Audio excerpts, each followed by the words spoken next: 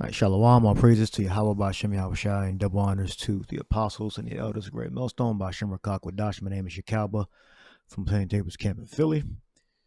And today is Easter.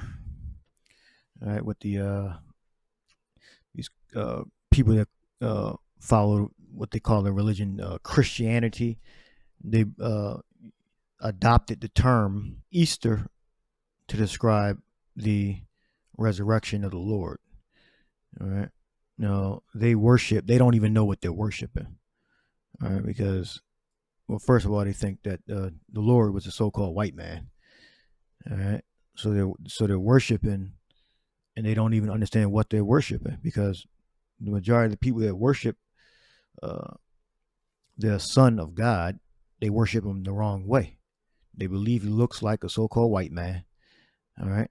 And even if they believe he's a so-called black man, they celebrate this holiday called Easter. All right. Now, Easter is a clear injection of pagan festival, Easter festival worship, Estar, Easter. It was a goddess, a fertility god. All right, which may be the same as Diana, which is the Latin way of saying Artemis. The different statues with a lot of breasts like that. Let's see if I can make it bigger. All right. It's Diana. So it's a fertility god. So these people, these gods are idols. They're not real. All right, but when you worship these gods, you don't get. They're dumb. They can't speak. There's idols. So they're similar gods. So you have Diana. All right, that's a Latin way of saying Artemis. The Greeks and the Romans shared gods, the same gods. Yet differences, subtle differences, how they worship based upon the culture. You're Greek speaking or Latin speaking. Maybe Artemis or Diana of the Ephesians. All right, just a lot of breasts, and then you have a says medieval or Renaissance version of Diana, Artemis, Estar, Easter. All right, it's a fertility god. Whether they're different, or the point is, it's not the it's an injection. It's not the proper way of describing or celebrating the Lord's resurrection. All right, I think that was the last one. And the eggs, that's a whole thing. That's nowhere within the customs of the Hebrews, the Israelites. All right, because the Bible, all the main characters in the Bible are Israelites. All right, there was never a holiday that the Lord told Peter and the apostles to keep called Easter. All right, we look it up. It's the Passover. All right, and the Bibles I have they don't say Easter. The only one that says Easter is the King James 16:11. So it's when whoever translated that particular verse, and they all had to be okay with it. It wasn't just like one person, because it was reviewed and read. They were already incorporated those pagan ideologies within their religion, within their belief system. So they had like a dual multi-belief system where you believed that the Lord rose and died, was resurrected to forgive your sins, but you also believed in Easter. All right, you would do certain things that would qualify, that would show that you believed in the worship of this god, Diana, Artemis, Easter, Estar. All right. So that's what she looks like, and with the various different forms. Okay, now again, Artemis / Diana could be different from Easter, Estar. All right, but when you look her up, she's a fertility god. So how fertility gods were drawn in the ancient world was a woman with a lot of breast. So when you look up these Ashtoreth, Ishtar, Artemis, which was Diana. You look up in the Bible. I looked up Ashtoreth, and it shows up a few times.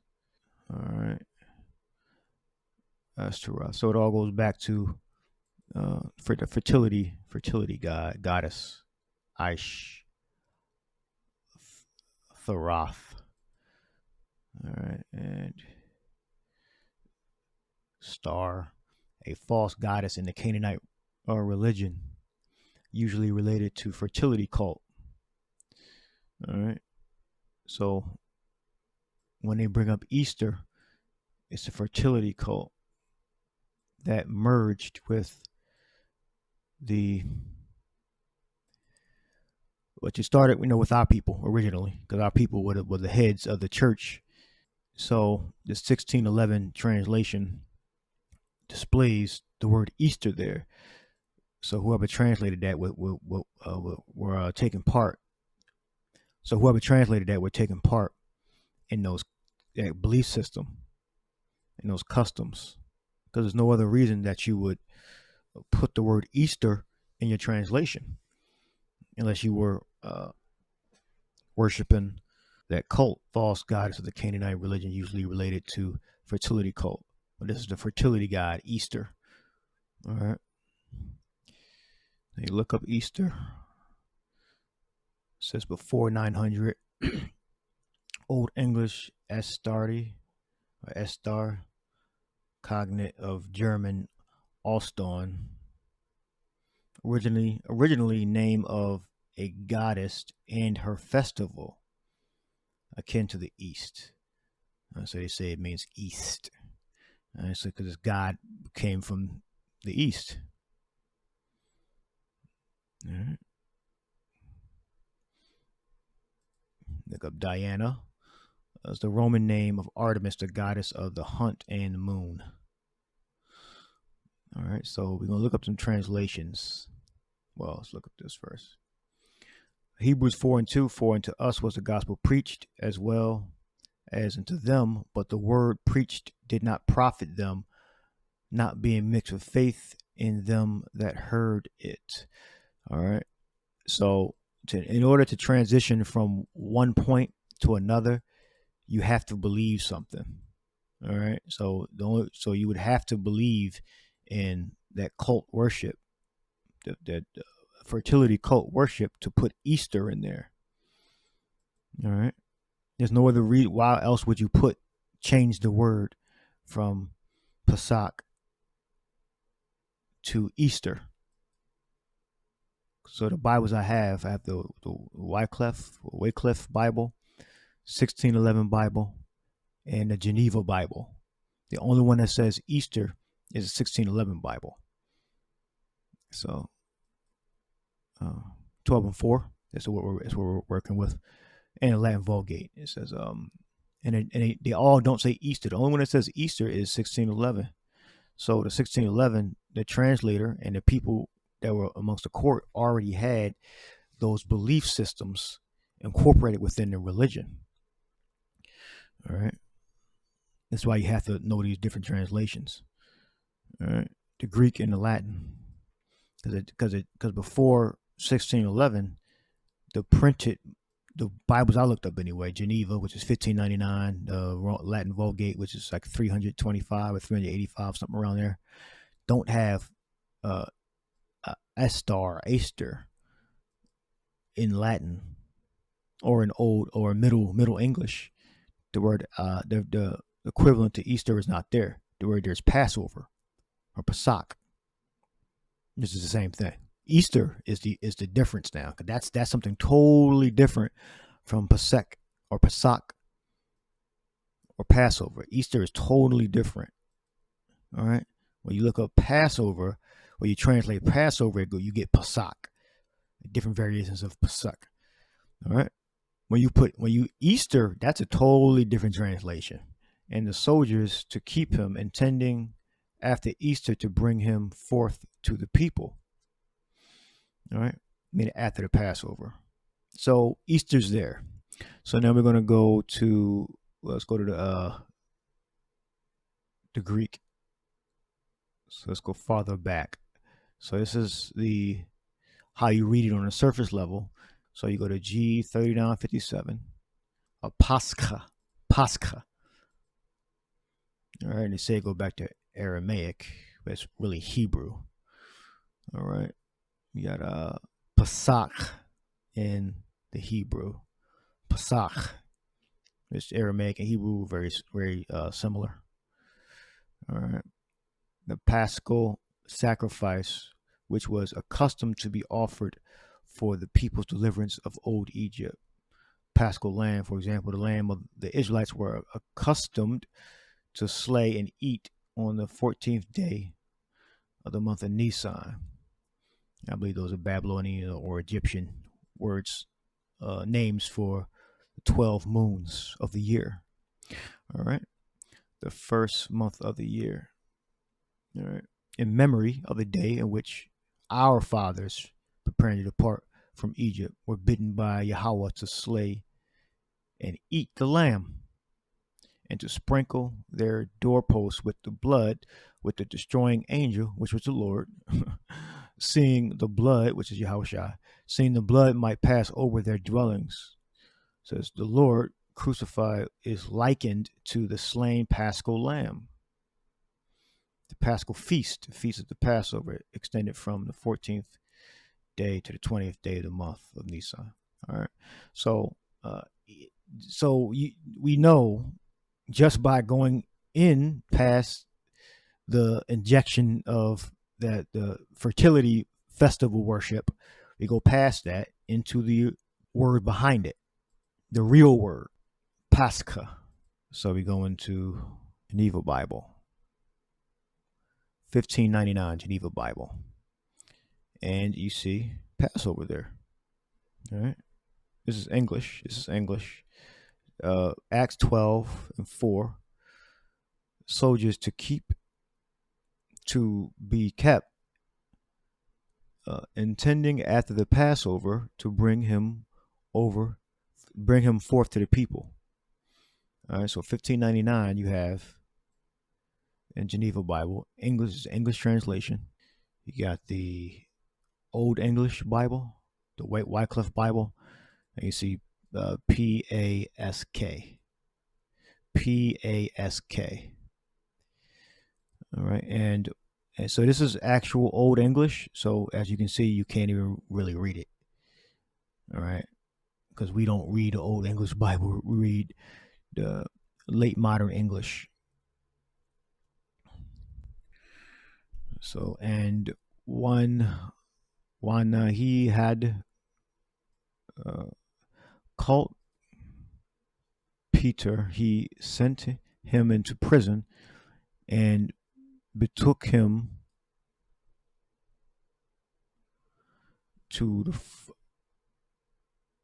four quaternions of Nitus to keep him, and Walde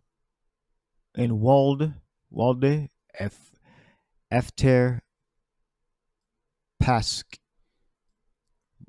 bring him forth to be purple, and Peter was kept in prison.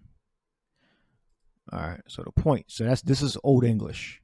All right, Pasch, P-A-S-K. Not I found a translator. P-A-S-K. Passover. All right, so you pretty much get it. So the point is, Easter. That word Easter was inserted there to people that are obviously they were worshiping before it was written into actual, the official religious textbooks. Before they were already worshiping. They were already had fertility worship. They were doing secretly or in the open if it was, if everybody was doing it, So that's it there. And we look up at the little Greek study tool, the Tufts University. All right. Pascha. You have, see how you don't see anything about Easter here?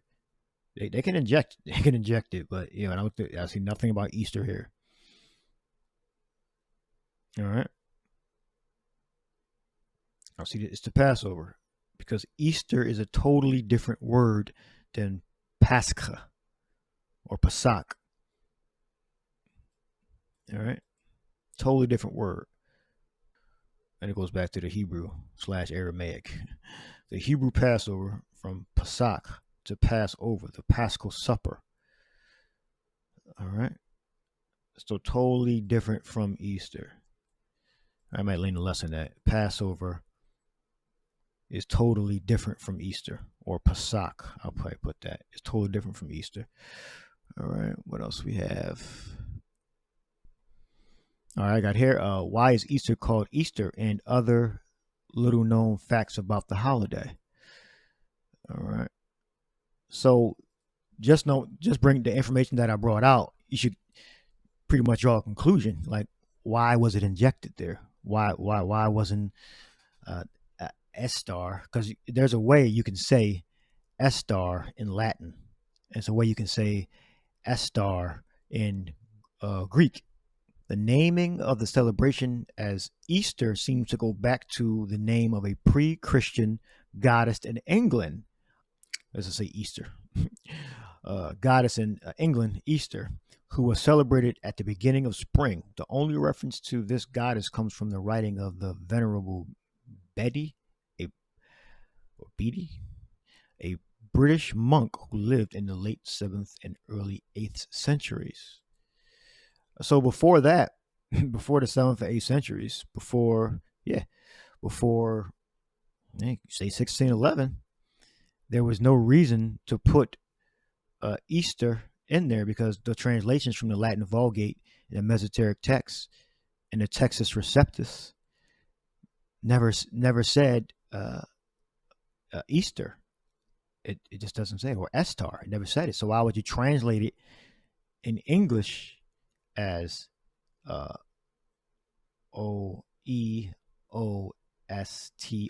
You wouldn't do that, because even I told you the Old English translation, actual Old English, the word Esther, or Easter,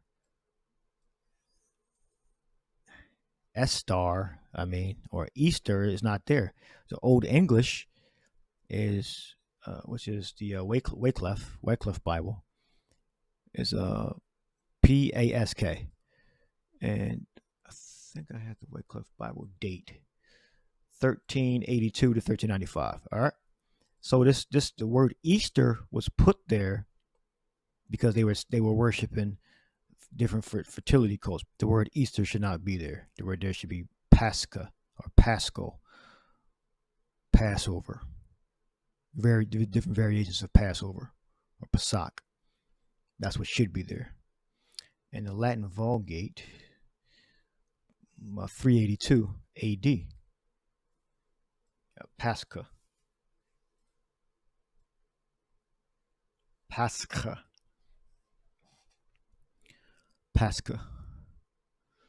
All right. You don't see Easter there, or a variation of Easter. All right. All variations of Pesach. Fertility. That's how we know that the rabbit being a symbol of Easter is go back to fertility god. All right. And the thing is, and this is how you know that it's a pagan worship, is because people don't even know why they use the bunny. They just continue traditions in eggs and all that. They just believe it's a holiday that's interesting. All right, the reason why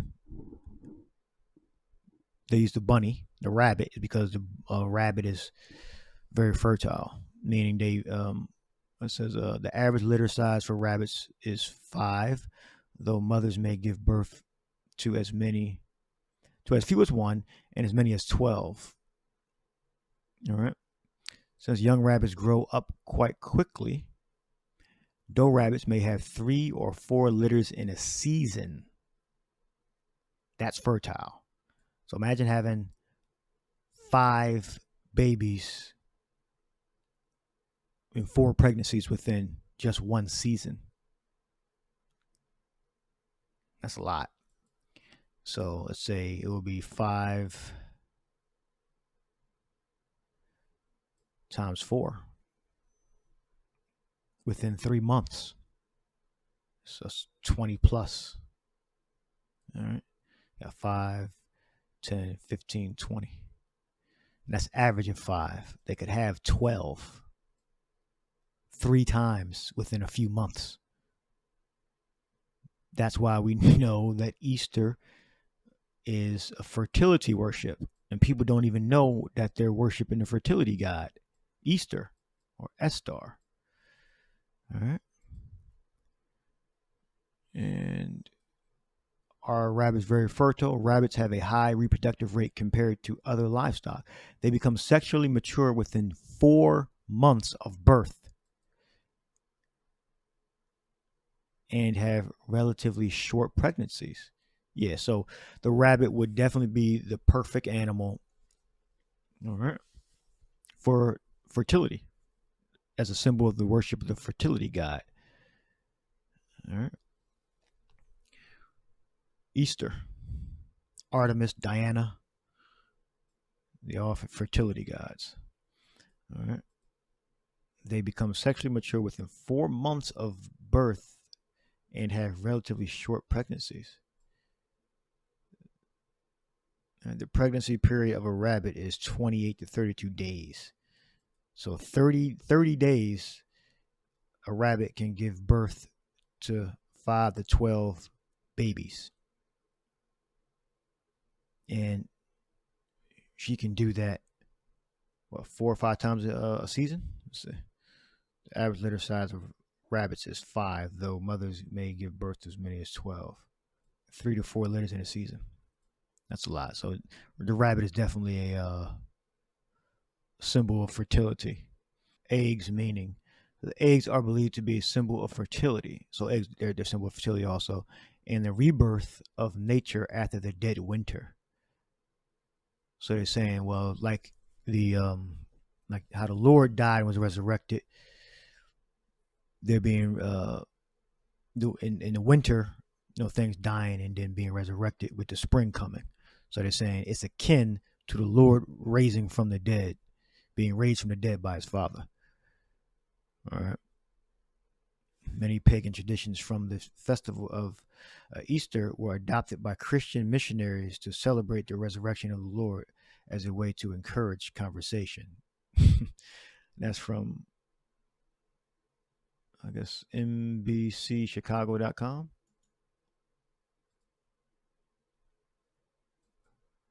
So there you go. So NBCChicago.com said that the Estar fertility god rebirth symbolism, the winter dying and the spring beginning with life, they say it's akin to how the Lord was resurrected by his Father, which there's no custom or law or order or commandment that the Lord gave for us to incorporate a pagan symbolism into our religion, into Christianity, which is made up as what is Hebrew Israelites or followers of the Anointed One, Yahweh Shai. All right. So as you saw, the missionaries that were trying to get the people that weren't Christians to convert to their religion, they incorporated their pagan beliefs into the Christianity, so they can get more believers, win more souls over to what they believed in, what they were worshiping. And Igor Stravinsky, Russian composer, famous Russian composer, made a ballet called The Rite of Spring. Now, rite, R-I-T-E, means a religious and other solemn ceremony. All right, so basically, the score is a good score. I don't want them to copyright this, so I just mute it. So you can see there in their long robes, garments. These are supposed to represent pagans that they're worshiping they want to bring the spring in from the dead winter, so they're sacrificing a virgin. All right, so if you look up the Rite of Spring, just Google it if you want to listen to the score. It's a good score, but he wrote that in celebration of pagan rituals, meaning not Christian, non-Christian, the Germans, the Japhet, whoever was up, Japhet was up there. The original Europeans, they had different customs and rituals for different seasons, and this one is the ceremony of bringing in the springtime. So it's this drama. It's dramatized. This is the old 1987. It's dramatized. They chose a virgin, an unspotted woman who have never known man, and which is different from Mary, by the way. All right, but it was a unspotted woman that never known man, and they sacrificed her. So when Igor Stravinsky wrote this symphony, he was well aware of the different religions and customs before Christianity. So I have the story behind the Rite of Spring. Stravinsky's ballet score is an epical landmark in music. It's French and Russian Vesna. Titles translate literally as the coronation of spring. So they're bringing in spring through it's the ceremony they're performing. And its English title, The Rite of Spring, lends a suitably chilling dimension for the scenario as a pagan ritual in which a sacrificial virgin dances herself to death. The work is subtitled Pictures from Pagan Russia. So now during Stravinsky's time, they were Christians technically. Well, they were worshiping the Edomite Christian God, but they were Christians, and they weren't in full-fledged worship of. It was more cryptic, worshiping the fertility god. So he made a ballet in remembrance, dramatized it in his score about the Rite of Spring in English. All right, I'll read that again. It says, "Lenses for the scenario is a pagan ritual in which a sacrificial virgin dances herself to death." So it's dramatized. And you saw in the video, they're dressed. These are heathens. They're depicting the original people within those Japhet that was in Europe before Edomite incursion, and during Edomite incursion, because the missionaries went out to convert these heathens into their religion. All right, so it's a ceremony bringing in the springtime. All right, so I'll leave that there. Hope you edified. Shalom.